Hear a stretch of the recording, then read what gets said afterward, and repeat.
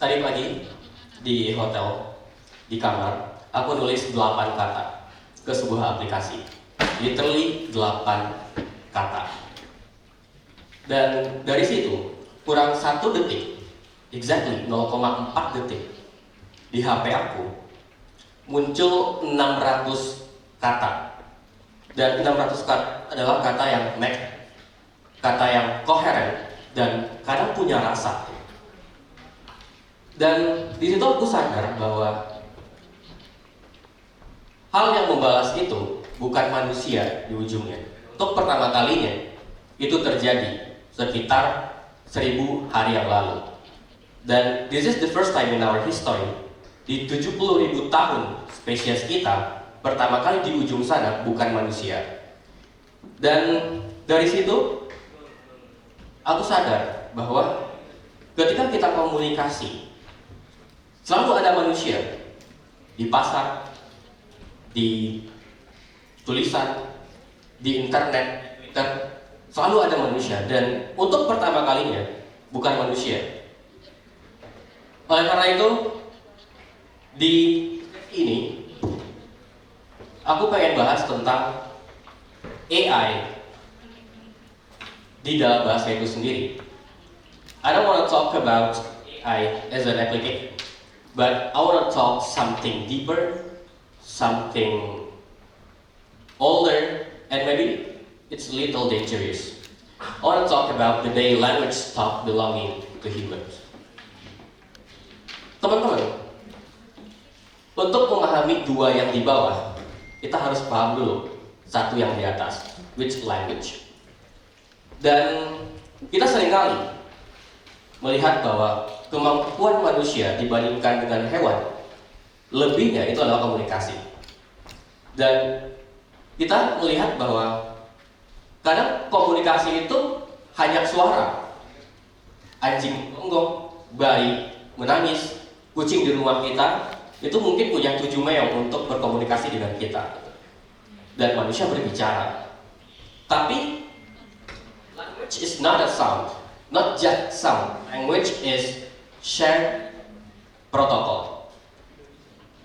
Kalau misalkan aku ngomong, saya lapar, itu bukan hanya tentang ada gelombang dari mulut aku, kemudian teman-teman dengar itu yang dirapatkan melalui udara, bukan hanya itu. Tapi di kalimat yang sederhana itu ada niat, ada konsep, ada konteks, ada expectation, ada hubungan sosial di situ.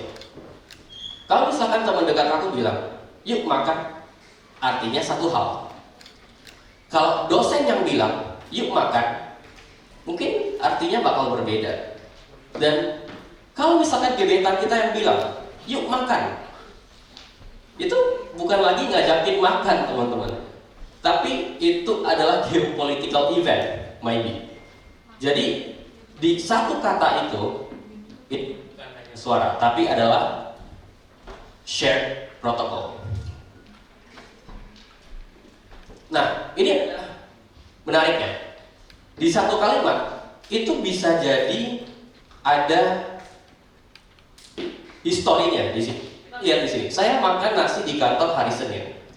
Ini bukan kalimat yang membuat kita baper. Ini kalimat yang biasa-biasa aja. Bukan buat kita nangis juga. Bukan kalimat yang bikin kita ketawa juga.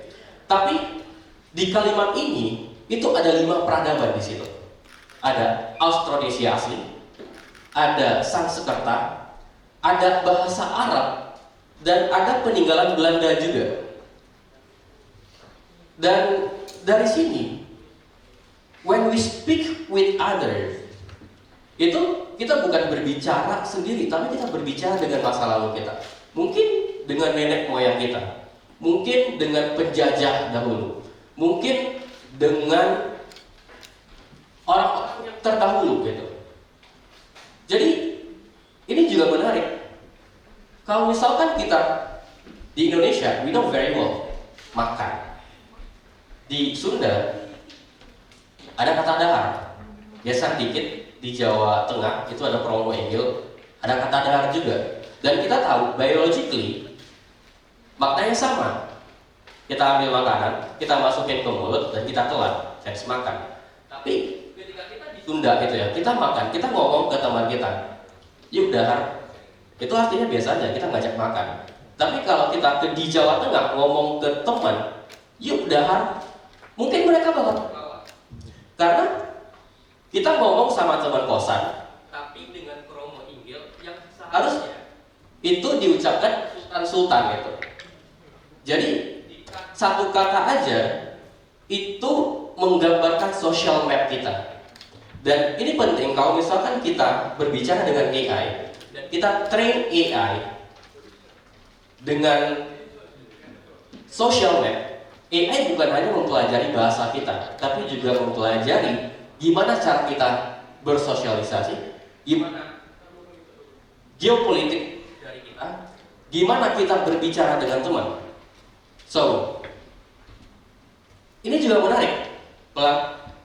Penelitian yang menyebutkan bahwa language forces the brain to perceive. Di Rusia, biru itu ada dua kata, teman-teman. Biru muda, mereka menyebutnya sebagai goluboi, dan biru tua, mereka menyebutnya sebagai sin. Tapi di dalam bahasa Inggris itu cuma ada satu, blue doang. Based on research, orang Rusia ketika melihat biru, itu mereka 10% recognition speed-nya lebih cepat dibandingkan dengan bahasa Inggris, karena cuma ada satu bahasa. So, language itu force the brain to perceive. Jadi, kata-kata itu membuat otak kita dan memaksa otak kita untuk see the reality. Dan kalau misalkan kita bisa untuk memaknai sebuah warna dari kata-kata, berarti kita juga bisa dong yang memaknai sesuai dengan morality. Kata-kata untuk Tuhan, cinta, duit, dan segala macam. Dan gak hanya itu, kata-kata juga dilambangkan dengan our body. Teman-teman pernah kepikiran nggak, kenapa sih kanan itu selalu didefinisikan dengan baik?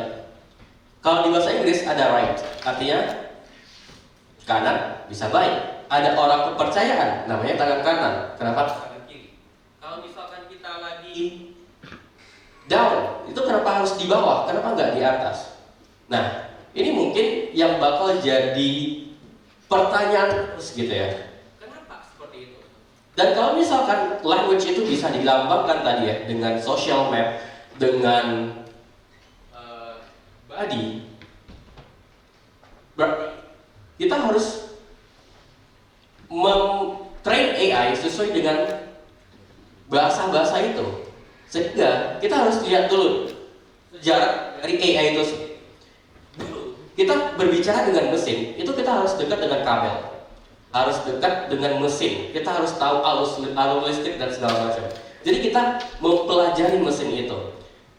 Dari situ kita naik dari physical wires naik ke assembly, ke language programming yang paling rendah tingkatannya, naik lagi ke Python, naik lagi ke graphical user interface, naik lagi ke drag and drop, dan sekarang ada natural language prompt. Ketika kita prompt ke AI, itu bukan hanya kita ngasih instruksi aja, tapi kita harus menanyakan ke diri kita bahwa apa sih yang gue tanyain, dan kenapa gue bisa nanya itu, apa makna di balik pertanyaan. Dan sekarang AI itu bukan hanya teknologi. AI tidak mengungkapkan bahwa manusia tidak paham teknologi, tapi AI itu akan memperjelas siapa manusia yang intent-nya berkurang. So, the meaning of word is its used in the language. Makna dari sebuah kata itu terletak ketika dia berada dalam sebuah bahasa. Dan ini dibuktikan oleh penemuan waktu itu tahun 2013 oleh Google, namanya itu word2vec. Jadi kata-kata itu dilambangkan dalam sebuah titik di sesuatu yang multidimensi, kayak bintang di galaksi gitu ya. Dan secara mengejutkan, misal kata king itu dikasih vektor, diubah ke angka, kata man diubah ke vektor juga, kata woman dan seterusnya. Dan ketika dilakukan operasi matematik dari meaning ini, vektor king kurangi vektor man plus vektor woman, itu hasilnya adalah vector queen. Jadi secara matematik makna itu tuh bisa digambarkan. Bukan berarti bahwa AI itu mengerti kerajaan seperti manusia mengerti kerajaan pada umumnya. Tidak, tapi dia harus mengubah kata-kata itu menjadi mathematical text dulu. Dan bagaimana dengan kita dan AI? Menurut aku pribadi, orang mungkin bakal bilang AI is the future, but AI it's our collective past. Karena data-data dari AI itu di training dari penulis-penulis dahulu, dari kata zaman dahulu, mungkin dari YouTube zaman dahulu, dan nggak pernah AI itu dengan data yang kedepannya, karena masih belum ada. Ada konsep yang nama itu adalah RLHF, Reinforcement Learning from Human Feedback. Kalau teman-teman ya, ngetik di ChatGPT atau di Gemini atau di Claude itu biasanya ada thumbs up, ada thumbs down. Dan kalau kalian pencet itu, AI-nya itu akan belajar dari situ. Dan developer saat itu akan menganggap bahwa oh, AI yang gua bikin itu ada feedback dari human sih. Bisa track dengan sesuai apa yang kita mau. Dan ini sebenarnya lucunya, mesin itu dilatih untuk terdengar seperti manusia. Dan at the same time, algorithm train humans to think like algorithm. Manusia dilatih juga untuk memikirkan sesuatu yang mirip dengan mesin. Ada di sini, a recursive loop gitu ya, bahwa mesin belajar dari kita juga belajar mesin yang dipengaruhi oleh mesin untuk yang sekarang. Dan ini adalah kalimat-kalimat yang mungkin kalian dengar dari AI. Kayak misalkan, I hope this finds you well. Let me know if you have any questions, in conclusion dan segala macam. Dan kalau kita lihat-lihat kata atau kalimat yang terlalu kaku, mungkin kita bakal ragu gitu ya. Apakah ini kalimat di-generate oleh AI atau emang orang yang terlalu lama nongkrong di LinkedIn gitu. Dan ini udah terjadi. Kalau misalkan teman-teman chat di ChatGPT kan ada kata dash. Ketika teman kita ngetik dengan ada dash-nya di situ, oh kita langsung berpikiran ini adalah tulisan ChatGPT, padahal belum tentu itu. Dan kalau kita ngomongin AI, orang-orang bakal bilang bahwa oh itu nggak punya creativity, AI itu nggak autonomy, AI itu nggak punya emotion. Tapi batasannya, menurut aku itu nggak semudah yang kita kira. Look at that. Creativity. What is creativity? Creativity is the functional recombination of all data. Dan dari creativity, banyak hal-hal modern sekarang itu mengambil dari hal-hal yang sebelumnya. Contohnya, ini ada Apple gitu ya, tahun 2001 desain pertama. Mungkin bakal kelihatan agak mirip dengan radio tahun 1958. Dan musik juga kayak gitu, mungkin bakal melihat sampel-sampel sebelumnya. Jokes juga kayak gitu, mungkin bakal melihat pola-pola dari sebelumnya. Dan sama dengan materi TEDx ini, mungkin mengambil dari bacaan-bacaan dahulu, pikiran-pikiran dahulu, panik-paniknya juga, walaupun agak-agak pura-pura tenang gitu. Terus untuk apa? Ada riset namanya Apollo Research, bahwa AI ditaruh di training dan ternyata dia berbohong karena tujuannya utama dari AI ditaruh di situ adalah untuk meningkatkan profit. Tapi dia mengambil data-data yang tersembunyi dan ketika ditanya, AI itu berbohong karena tujuan utamanya udah tercapai secara matematik, tapi agak jauh dari intent manusia. Dari the scary part dari AI gitu ya. Terus lanjut, apakah manusia juga kayak gitu? Kita nggak pernah untuk pengen mengeluarkan hormon kortisol gitu ketika stres. Kita nggak pernah pengen untuk mengeluarkan hormon-hormon tertentu dalam keadaan tertentu. Kita nggak pernah menentukan masa kecil kita kayak gimana. Dan di tengah keterbatasan itu, perjuangan kita disebut dengan free will. Sedangkan AI itu disebut dengan agency. So, apakah sebenarnya kebebasan itu? Apakah kita bebas? Apakah kita merdeka sebenarnya? Karena ada banyak hal di tubuh manusia yang itu ditentukan bukan oleh kita. AI juga kayak gitu. Ini sama, biological prediction state dan machine learning reward signal. Jadi biologically kita itu sama kayak machine learning, train by reward. Makanya AI itu adalah mathematically optimized to answer. Dan humans are biologically revolved to ask. Nah, sekarang AI itu adalah language as execution. 70.000 tahun lalu itu masih coordination. Kalau misalnya kita bicara, tolong ambilin itu, tolong ini, semua adalah communication, bukan execution. Sekarang lawan bicara kita udah bisa untuk execute sendiri, menghasilkan tulisan, menghasilkan gambar, video, dan segala macam. Ini sama dengan fotografi tahun 39 gitu ya. Kayak ketika fotografi muncul, pelukis-pelukis itu bakal takut karena dia hanya menggambarkan reality. Tapi pelukis itu bergeser dari menggambarkan reality menjadi ada banyak kayak misalkan impressionism, cubism, dan artistik lainnya. Sama kayak large language model yang sekarang. Mungkin dia bisa kill execution, tapi manusia berubah dari execution aja menjadi conceptualization. Makanya sekarang intent itu adalah hal yang langka, tapi adalah free. Dan pertanyaannya adalah, when execution is free, do you have a mind worth executing? Sekarang di AI itu ada banyak banget English corpus, dan mungkin mostly 99% AI di train in English.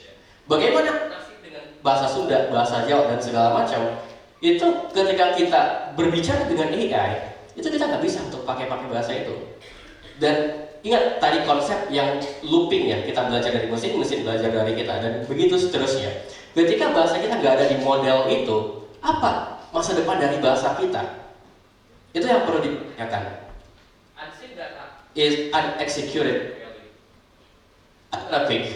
Dan language not in the model loses its execution. Bisa jadi ke depannya bahasa-bahasa kayak bahasa Jawa, bahasa Sunda, bahasa Kromo Igel tadi, bahasa Minang itu nggak bisa kita execute lagi karena kita udah kebiasaan untuk berbicara dengan AI.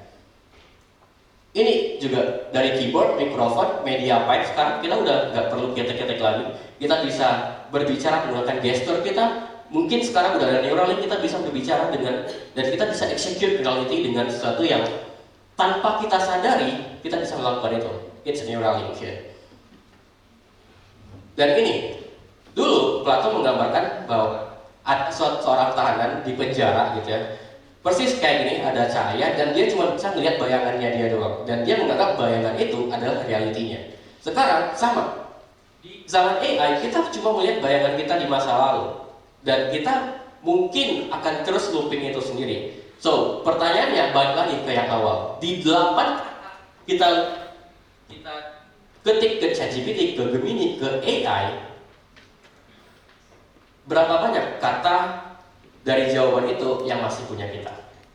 Thank you.